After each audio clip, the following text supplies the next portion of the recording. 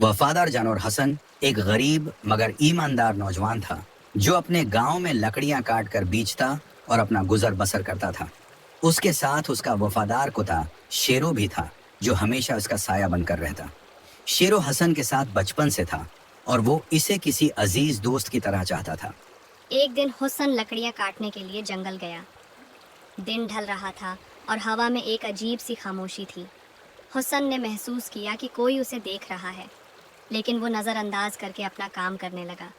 अचानक झाड़ियों से दो निकाब पोश आदमी निकले और बजली की तेज़ी से हुस्न को दबोच लिया। आवाज़ निकाली तो जान से मार देंगे, एक डाकू ने घराते हुए कहा और हुस्न के हाथ पैर बांध दिए। वो उसे एक वीरान कटिया में ले गए जहाँ पहले ही कई कैदी बंधे हुए थे। हुस्न खौफजदा था मगर हिम्मत नहीं हारी। शेरो गांव में बेचैनी से हुस्न का इंतज़ार कर रहा था। जब काफ़ी वक्त गुजर गया तो उसने हुस्न की खुशबू सूंघते हुए जंगल की राह ली।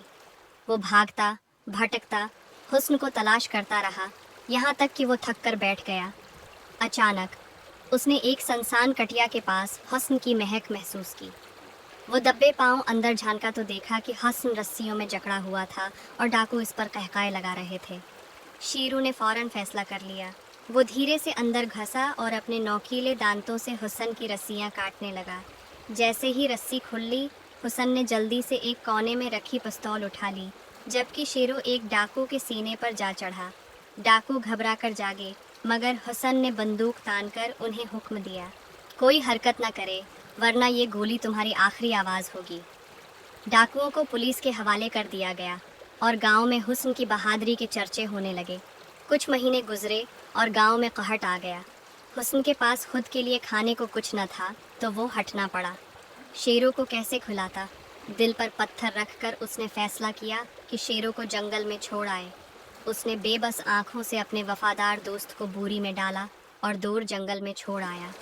शेरों आंखों में सवाल लिए उसे जाता देखता रहा, मगर हुस्न पलट कर न देख सका। दूसरी तरफ एक शख्स बड़ी खामोशी से गांव में दाखिल हुआ।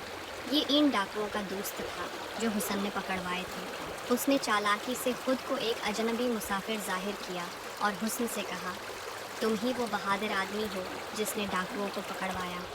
हुस्न फख्र से मुस्कुराया, हाँ, मैंने ही उन्हें गिरफ्तार करवाया था। अजनबी ने एक सोने की थैली हुस्न के हाथ में दी और रुखसत हो गया, मगर उसकी आंखों में इंतकाम की चमक थी। रात के सन्नाटे में वही अजनबी छिपकर हुस्न के घर में दाखिल हुआ। इसका हाथ पिस्तौल की ठंडी धात पर मजबूती से जमा हुआ था। जैसे ही उसने गोली चलाने के लिए ट्रिगर दबाया, अचानक एक साए की तरह कुछ इसके सामने आ गया। शेरू ने हुस्न के लिए अपनी जान कुर्बान कर दी। गोली उसके जिस्म में पिवस्त हो गई और वो तड़प कर हुस्न के कदमों में गिर पड़ा। हुस्न की आंखों में आंसू आ गए। आज उसे एहसास हुआ हवा कि वो अपने सबसे सच्चे दोस्त से दगा कर चुका था। गुस्से और दुख के मिले जले जज्बात के साथ उसने जल्दी से एक चाकू उठाया और हमला आवर को काबू कर लिया।